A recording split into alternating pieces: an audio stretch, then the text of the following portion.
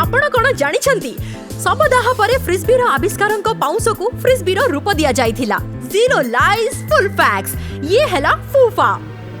Edward हैड्रिक आधुनिक फ्रिस्बीर आविष्कारक थिले। निज काम प्रति तांकु एते आसक्ति थिला जे फ्रिस्बी को ही से निजर धर्म मानुथिले आ निजको फ्रिस्बिटेरियन कहुथिले। तेनु मृत्यु परे निजको फ्रिस्बी रे परिणत करिबा पई से इच्छा प्रकाश करिथिले। निज पुओं को से कहिथिले मृत्यु परे मो पाउसरे गोटे फ्रिस्बी तयारी करिवो जहा उड़ी उड़ी जाई कहा छात उपरे पड़िबो।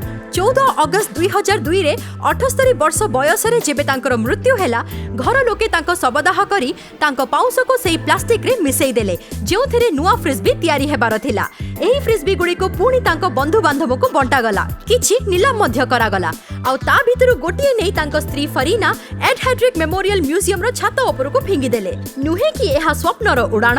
एमिति आहुरी अनेक कथा जानिबा पई आम चैनल को सब्सक्राइब करंतु, वीडियो गुडी को लाइक शेयर और कमेंट करबा भूलंतुनी। Also hit the bell icon and you'll never miss a Fufa again.